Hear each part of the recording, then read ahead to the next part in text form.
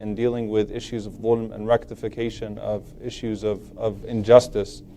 And what I'm really excited about now is actually getting into issue by issue, because a lot of times we see these issues pop up and we don't recognize that there is an entire sunnah that addresses these issues, and then there's an entire rich history of contribution by great Muslims, and also a paradigm that's offered through our jurisprudence, through our fiqh, which is based on the sunnah, to deal with these issues. So the first hadith that we're going to start off with, it's a really interesting hadith, and it does deal with sort of some current events that we're seeing in the news and that deal with issues of justice. And it's a hadith that's narrated by Uthman ibn Affan radiyallahu ta'ala anhu, that the Prophet sallallahu alaihi wasallam said, لَيْسَ لِإِبْنِ آدَمَ حَقٌّ فِي سِوَى هَذِهِ الْخِصَالِ. The Prophet sallallahu alaihi wasallam said that there are no rights that the son of Adam is more entitled to than these four rights. So he says there are no rights that the son of Adam is more entitled to than these four rights. And he says, sallallahu alaihi wasallam, Baytun yaskunuh. The first thing is a shelter, a home that he can dwell in. Then he said, sallallahu alaihi wasallam, وَثَوْبٌ يُوَارِي عَوْرَتَهُ, and a garment that would cover his nakedness. Then he said, sallallahu alaihi wasallam, وَجِلْفُ الْخُبْزِ وَالْمَاءِ, and a loaf of bread, a piece of bread, and water. So he said four things, sallallahu alaihi wasallam, that the son of Adam is entitled to: a home to live in, a garment to cover his awra. Now the awra, as we know, are the things that are mandatory for a person to cover. Okay? So essentially the hijab for men and women, right? The things that Allah subhanahu wa ta'ala has made mandatory to cover for the men and for the women. For the men, that being between the navel and the knees. For the women, being that other than the hands and the face. And the Prophet ﷺ said, a piece of bread and water. And I want to first address, I'm going to give you guys a clue as to something that's really fascinating about this hadith. Who is the narrator of the hadith? Did anyone catch the narrator of the hadith? Uthman ibn Affan radiyallahu anhu. And there's a story that's famous about Uthman and water, right? Which we'll talk about inshallah ta'ala in this halaqah.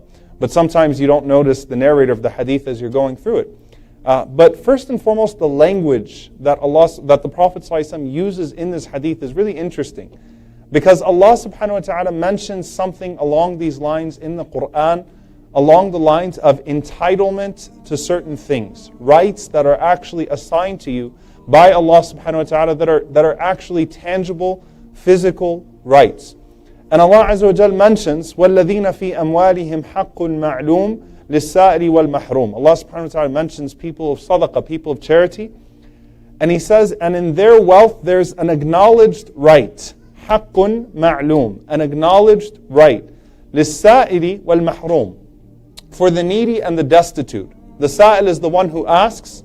The mahroom is the one who's forbidden from asking for some reasons. Either it's self-imposed, that person has a form of iffa, a form of shyness, or that person is forbidden by law or by culture or society.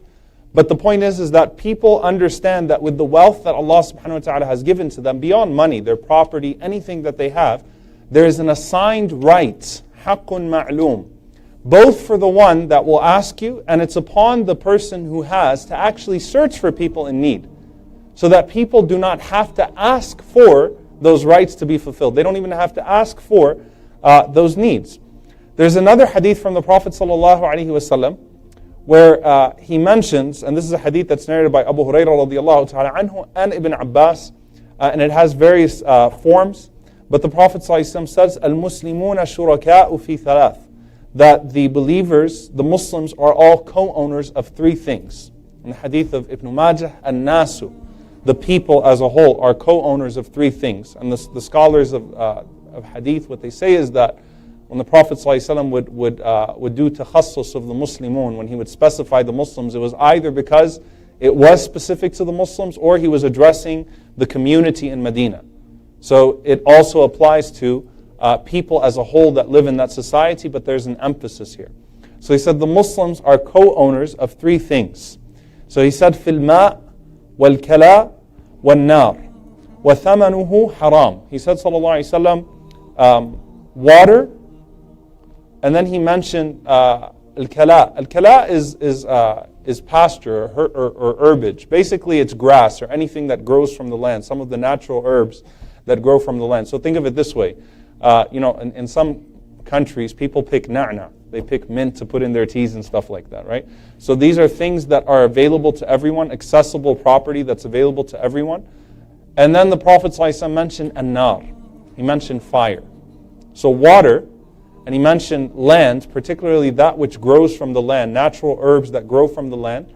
Then he mentioned, sallallahu alaihi wasallam, fire. And Allah knows best, but many of the scholars, what they mention here with fire, they mean the things that are used to make fire. So firewood or stones or whatever it is that would be collected to make fire. So what is this referring to? This does not mean that you could walk into a grocery store that's owned by Muslims and say that I demand that case of water. The Prophet ﷺ said they should never be withheld from a Muslim.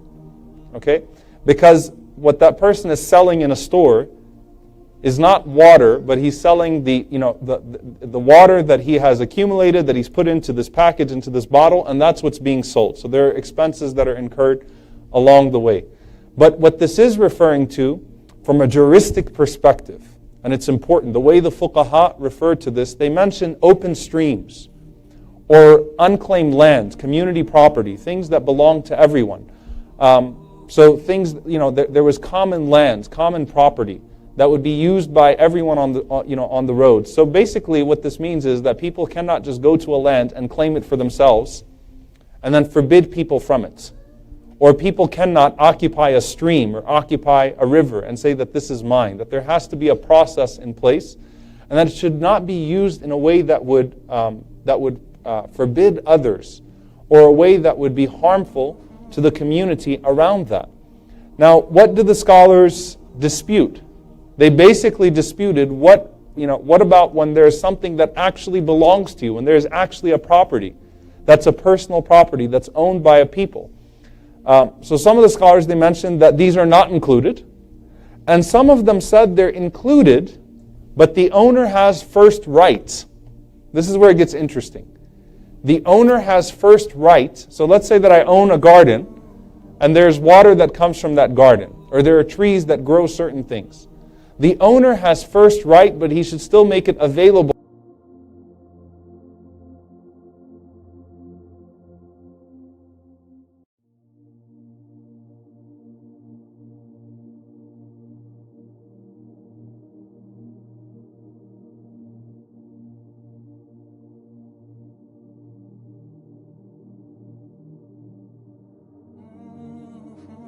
Allah subhanahu wa ta'ala mentions, إِنَّا بَلَوْنَاهُمْ كَمَا بَلَوْنَا أَصْحَابَ الْجَنَّةِ.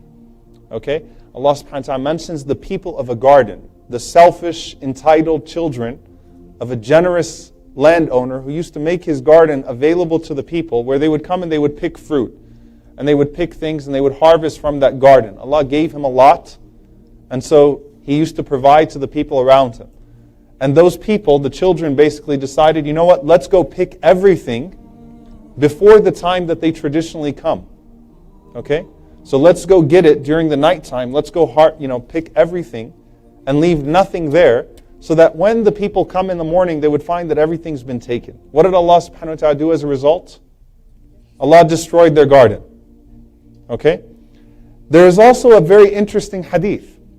Zubaydah radiallahu ta'ala anhu, and an Ansari man came to the Prophet ﷺ, and the Ansari man complained to the Prophet ﷺ that Az-Zubayr owned a stream that would naturally flow into he was his neighbor, that would naturally flow into his property as well, but Az-Zubayr radiallahu anhu blocked it off. So basically, Az-Zubayr radiallahu anhu owns plot A, he owns plot B. As they occupied those properties, Az-Zubayr radiallahu anhu put a wall there, so that the water would stay in his property, right? So the Ansari man came to the Prophet ﷺ to complain about Az-Zubayr radiallahu ta'ala anhu, and he said, let the water flow. Az-Zubayr radiallahu anhu said, it's my water, it's my garden, it's my water, so why should I let it flow? And then the Prophet ﷺ said, irrigate your land, O Zubayr, so let it do what you have to from that water, then let it flow. So take what you need from that water, but then let it flow to your neighbor. Well, guess what? The Ansari man wasn't satisfied. So he said to the Prophet ﷺ, you only did that because Zubayr is your cousin. So the Prophet ﷺ told Zubayr, put the wall and let the water flow back to the other side of your garden. Okay, because of the way that the man responded even to that, meaning there was a sense of greed in him, right? That he was trying to take more than his share. So the scholars took from that definitely the person who owns a land that has that water has the greatest right to it. But at the same time, they should not restrict it to themselves.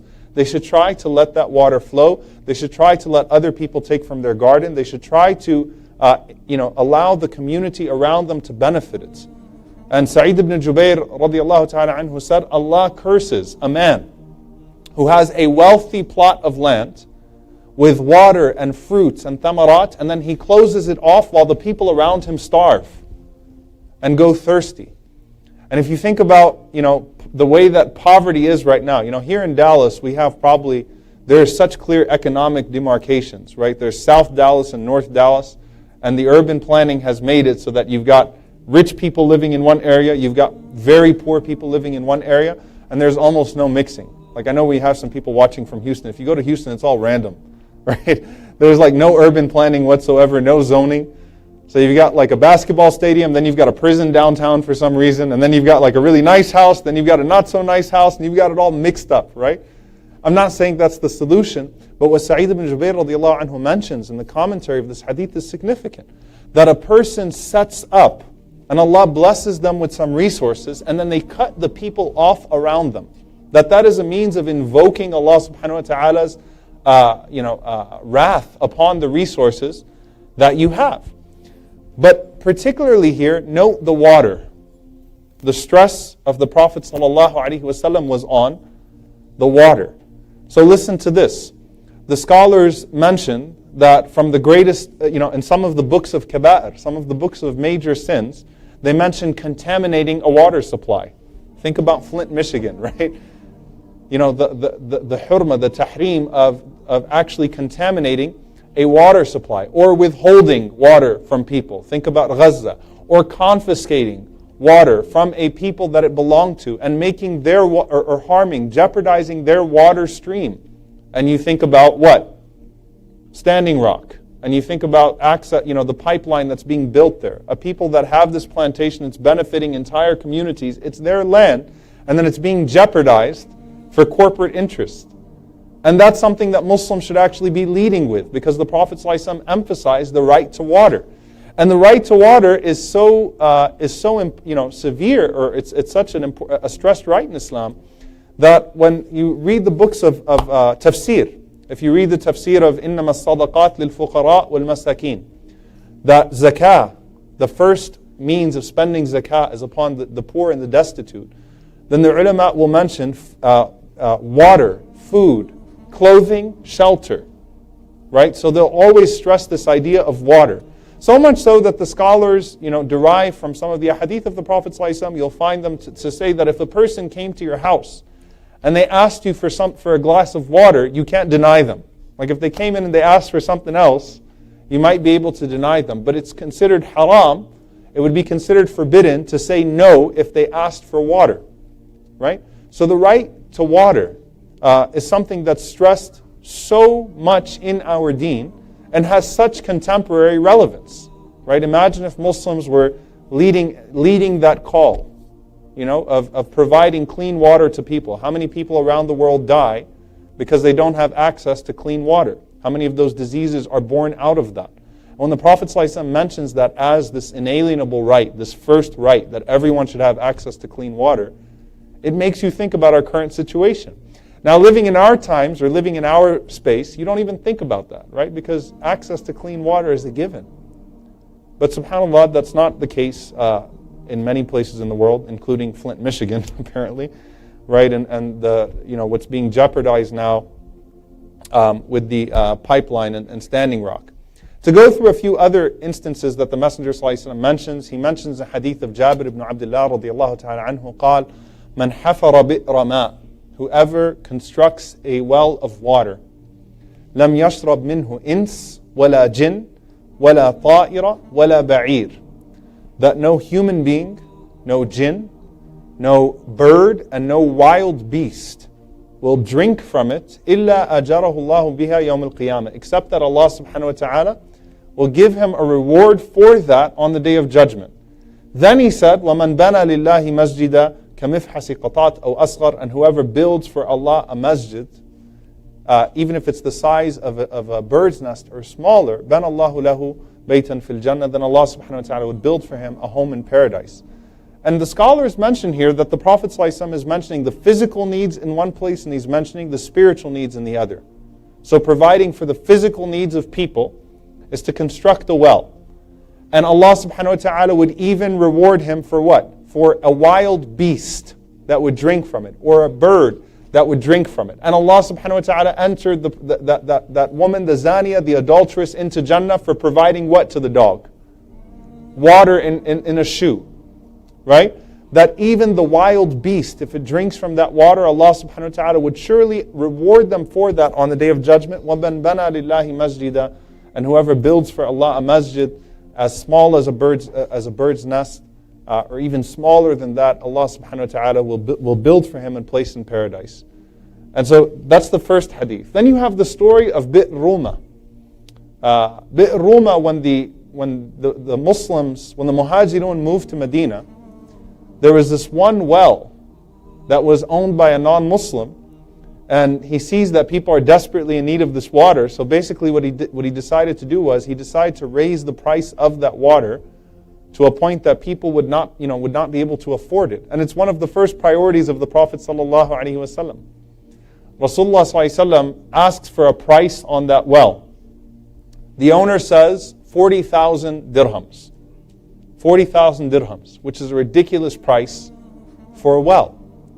And so the Prophet ﷺ announces to the community, because they're having a hard time being able to afford water, he announces to the community who will purchase this well, and in return I guarantee him Jannah.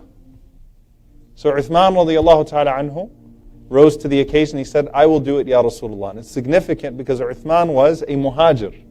He migrated from Mecca. He's not one of the Ansar. He's not one of the people in Medina doing the hosting. He couldn't resist what the Prophet ﷺ mentioned of a guarantee of Jannah. And he's the narrator of the first hadith that we mentioned. So Uthman radiallahu anhu said, I'll do it, Ya Rasulullah.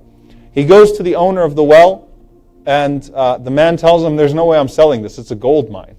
Right? Why would I sell this? I'm making money off of all of you people. Why would I ever sell this? So Uthman radiallahu ta'ala anhu says, okay, fine, sell me half. So he sells him half the well, and what that means is Uthman radiallahu ta'ala anhu will have it, he can sell from it one day and the man will sell from it the other day. Alright? So they will have alternate days to the well. Alright? Because it doesn't make sense to cut the well in half. Alright? Alternate days on the well. Okay? So what does Uthman radiallahu anhu do? He agrees. He buys half of it for 20,000 dirhams. Says, I'll give you 20,000 and we own it for a day. So basically what would happen is, on Uthman's day, he invited everyone in Medina to come take water for free. So Uthman radiallahu anhu just made it a waqf. He made it an endowment for the Muslims. He said, everyone come and take your water for free. So when that man's day would come, no one would purchase water from him. So he went back to Uthman and he said, okay, I'll sell you the other half for 20,000. Uthman radiallahu anhu said, no, 10. Because he understood that the man didn't need, that he couldn't demand that high price anymore. So he ended up getting it for 30,000 dirhams, and he made it a waqf for the community. And it's amazing because that waqf still exists. The well is still there. It has irrigated literally acres and acres and acres of palm trees and dates. It has provided from that waqf electricity for many people in Medina. It has from the bank account, there's still a bank account just from the waqf. What's generated from that endowment, it's over $500 million. Okay? Till today. So Uthman radiallahu anhu is still getting the reward from something he did 1400 years ago, which was to purchase a simple well to provide water for the people. There were other wells in Medina, but that was a particular well, and the Prophet ﷺ guaranteed him Jannah for it, and subhanAllah, it's not the only time that he was guaranteed Jannah, and he is the narrator of the hadith. Okay? So let's look at some of the specifics of this hadith. All right? So I mentioned the first thing, there were 4 rights that the Prophet ﷺ mentioned. The first one was what? housing. Okay? Baytun yaskuna. A house that a person would live in. And there are many ahadith of the Prophet ﷺ doing just that. So we find a hadith, and it's just a teaser for a Friday khutbah, just so you can come to Jum'ah, because otherwise I know you weren't going to come to Jum'ah. You know? But this Friday khutbah will actually be about this hadith. I couldn't resist. There's a beautiful story behind it. The end of the hadith is that the Prophet ﷺ provides a home. He actually builds a home in the masjid for this woman, for this poor woman. Okay? So we also find that the Prophet ﷺ did this for an entire group of people. Who was that? What were they called? Ashabu Suffa, the people of Suffa. These were poor Sahaba that could not yet afford to have a home. They lived in the back of the masjid. Okay? And the Prophet ﷺ used to spend on them. He used to always call them to share in his food with him, alayhi salatu wassalam. Very beautiful story of Abu Hurairah radiallahu ta'ala anhu, where he mentions that he went out and he was so hungry one day that he asked Abu Bakr radiallahu ta'ala anhu a question about the Quran, knowing the answer, but he was hoping Abu Bakr would notice his hunger and invite him for food. So he asked him a question, Abu Bakr answered the question and went on. He said, then Omar came by and I asked him the question. I knew the answer, but I was just hoping he'd recognize how hungry I was. So I asked him the question, he answered, he didn't recognize, and he moved on. He said, then the Prophet ﷺ passed by, and he said, the Prophet ﷺ looked at me. He didn't even have to ask the Prophet ﷺ a question. Rasulullah ﷺ knew the pain of hunger. As Ibn Hajar says, no one experienced hunger like the Prophet ﷺ. So he looked at his face and he knew this was the face of a hungry man. So he told Abu Hurairah, Qum ya Aba Hir. Stand up, O Abu Hir. Father of the, Hurairah is a small cat. Hir is a grown cat. And when the Prophet ﷺ used to joke like that, it was to diffuse the situation and to make a person feel like don't worry, you're not in trouble. So if he would have said it in a way that admonished him, then Abu Hurairah might have been worried that the Prophet ﷺ was mad at him for asking Abu Bakr and Umar questions just because he wanted to be fed. But he said, Qum ya Aba Hir. Stand up, O Abu Hir. And he told them, call Ashab al-Suffa, call the people, call your companions. And he went to receive from his home, sallallahu alaihi wasallam, a pitcher of Leban, okay, of milk. And Abu Hurairah sat next to him, and the Prophet sallallahu alaihi wasallam passed it around to each and every single person. Abu Hurairah said, I was afraid by the time it got to me there would be nothing left in it. But when it got to me, the Prophet ﷺ told me, go ahead and drink. So I drank, and he said, I was surprised it was still full. And the Prophet ﷺ said, keep drinking. So I kept on drinking. He said, keep drinking until I couldn't drink anymore. Right? And that was a miracle of the Prophet ﷺ, that this small pitcher of milk was filled in a way that it could fill all of these people that were around. So the Prophet ﷺ used to care for Ashab al-Suffa. He used to look out for them. Anytime a gift came to him or some food came to him, he'd call out to them and he would go and he would sit with them and he would eat with them. So imagine the beautiful scene. If you walk into the masjid of the Prophet ﷺ, that these were some of the most righteous and noble companions. And the Messenger ﷺ would go and he would sit with them and he would eat with them as well, alayhi salatu wasalam, and any gift that came to him, he would share it with them. So the entire concept of a suffah, okay, having this residence in the masjid. Also, when the Messenger ﷺ first migrated to Medina, what did he order the Ansar to do? Mu'akha, brotherhood. He made the tie of brotherhood between the people of Medina and the people of Mecca. Was that brotherhood just like from now on, say Assalamu alaikum, call on him, check on him, let him know how things... that brotherhood was, they're going to move into your house. Imagine all of these Ansar had to take in people to live in their homes. Think about that. They're new converts. They don't really know much of the deen yet. And they're being asked to make this huge sacrifice of bringing complete strangers into their homes and giving them the same food that they eat for themselves, the same clothing that they clothe themselves with, and even partaking with them in their work, in their amal. So providing for them avenues of their amal. And many of the scholars mention here when we talk about homelessness or we talk about housing, okay, Allah subhanahu wa ta'ala uses the term in the Quran, وَابْنَ السَّبِيلِ, the child of the street, or the son of, it's literally translated as the son of the street. A person who has nothing but the street.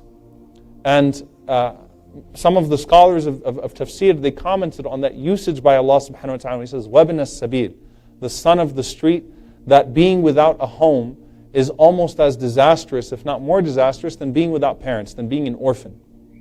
Homelessness is essentially a feeling like being an orphan. So the importance of reaching out to people and providing for people that do not have homes, to feed them, to care for them, to do what you can for them. If you can't provide them residence, then at least to ease their burden as much as you can, right? To feed them or to give them some of your zakah, to try to alleviate some of their stress and to take care of them. The Prophet ﷺ then mentioned, after housing, he mentioned clothing. So we already covered water, by the way, because I thought that was the most relevant to our time, so I wanted to cover that. Housing, then there's clothing. Okay, the importance of clothing. Anas ibn Malik radiallahu anhu mentioned about the Messenger ﷺ, he said that no one ever asked the Prophet ﷺ for a garment, even if he was wearing it, except that he took it off and gave it to that person. To the point that Anas radiallahu anhu mentions that one time I was walking with the Prophet ﷺ, and he was wearing a gift. It was a gift from Yemen, a cloak from Yemen. And there was a man that saw him, a poor man, and he grabbed it and he started to pull at it, and he started to choke the Prophet ﷺ with it, and he said, "A'tini mimma a'taka Allah," give me from what Allah gave you. He said, I was shocked that the man had the audacity to do that to the Prophet ﷺ. What did he do though? He took it off ﷺ. Literally, he had no shirt on. He gave it to him. And then he told Anas, take him to Baytul Mal, take him to the treasury and give him some charity as well. He also mentioned the time that the Prophet ﷺ noticed a tribe that was passing by. This was a non-Muslim tribe. And they were wearing, some skins. Just something to cover them. Some animal skins to cover them, but they barely had anything. And the Prophet ﷺ looked at them and he became very angry and upset. Not at them because of the way they were dressed, but at the people for not hastening to provide for them. So he commanded the community to go and start giving your clothes and clothing them and providing for them. It upset the Prophet ﷺ to see them in that state. We also see this in the fiqh of captives, how the Messenger ﷺ dealt with captives, prisoners of war, that they would be clothed from the same clothing that you clothe yourselves. What did the scholars mention about this? They said that clothing, when people are outside in society, is the greatest signifier of social status. Right? If you're seeing someone out there and you know nothing about them, their clothing is an indication, usually, of their social status. Which is why in Hajj, what do? Ihram. Everyone is put into a clothing that does not distinguish them, because clothing is a sign of social status. Alright? And it's very obvious. And the Prophet ﷺ didn't forbid people from dressing nice. He said, no, if Allah subhanahu wa ta'ala has blessed you, Allah subhanahu wa ta'ala likes to see His ni'mah on you, His blessing on you, just not without the boasting and the showing off. However, what did the Prophet ﷺ also order? That if you had a captive, the Prophet ﷺ said they have to wear the same clothes that you wear. So if you're going to be able to wear it, then everyone in your household, and even the captives, would have to wear those clothes as well. Hence the hadith of Abu Dharr radiallahu anhu. If you remember a few weeks ago, we mentioned that he was walking with a slave, and he was wearing the exact same clothes as Abu Dharr radiallahu ta'ala anhu. So he commands this breaking of clothing, distinguishing clothing. And we also see this when Allah subhanahu wa ta'ala mentions the reward for freeing slaves. The very next part of an ayah where Allah subhanahu wa ta'ala mentions freeing slaves is feeding and clothing the needy. And the scholars mentioned this connection. They said that for those that could not actually free a slave, they would be encouraged to clothe and feed the needy. So it comes in that order. So that if, the idea is that through Allah subhanahu wa ta'ala, you find that you are tasked with making that person's life easier. So if you can't completely free them, then the next thing is to feed and to clothe them. Obviously, when we break an oath as well, I know that you've probably been taught that you have to fast 3 days, and you can fast 3 days, but that's if you cannot feed or clothe 10 poor people. also in kafara, or in the fidya, right? Or in zakat al-fitr. All of these different forms of charity that specify the importance of food and clothing. Okay? Food and clothing. So the Messenger ﷺ mentions these 4 things as being required of a person. And I'll give you guys this last story, and it's actually a historical example, subhanAllah, for all of us. How many of you have heard of Zubaydah, the wife of Harun al-Rashid? A very interesting woman, subhanAllah. Zubaydah bin Ja'far, the wife of Harun al-Rashid. Harun al-Rashid is one of the early khulafa in Islam, and he was a righteous man. He was someone that used to take counsel from the scholars. He was someone that used to have a lot of love for Imam Malik, rahimahullah ta'ala. And he was someone that spent a lot of money in the advancement of the ummah in different ways. Okay? His wife started something profound. Okay? She was known as being the most charitable woman that that generation had ever seen before. This woman, Zubaydah. And she started all of these traditions of hospitality. When anyone would come to Medina, when anyone would come to Mecca, when anyone would go to Iraq, she was known to be the woman that would take care of the people. And one of the things that she accomplished, which you can still find the traces of today in history, was she built this path all the way from Baghdad to Mecca. She built this huge path. And this road between Baghdad and Mecca was over 1,200 kilometers. So she develops an entire 1,200 kilometers of land, this path. Particularly because many people, when they used to do Hajj and they used to do Umrah, all right, they used to find it extremely difficult coming from that direction, going to Mecca, to keep up. They would get sick, they would fall ill, some of them would die on the way. It's a long journey, it's a difficult journey. And everyone coming from that region of Khorasan or what's now Kurdistan would all come from that road from Baghdad to Mecca. So she decides to embark on this project to develop that 1,200 kilometers to have this one singular road. And what does she engineer? She puts on that road, number one, she paves the entire way, okay, so that people can travel that road from Baghdad to Mecca. She set up on the way 40 stations. 40 stations. Throughout these 40 stations, you had shelters for the pilgrims, and you had shelters for those that were traveling. You had shelters for the animals, stables where you could place your animals. And then she built wells. Every 10 to 15 kilometers, there's a well to stop at and get water for yourself or for the animals that you're traveling with. She set up pools, right? So a person could cool themselves off in some places. So it wasn't just wells. She put guest houses.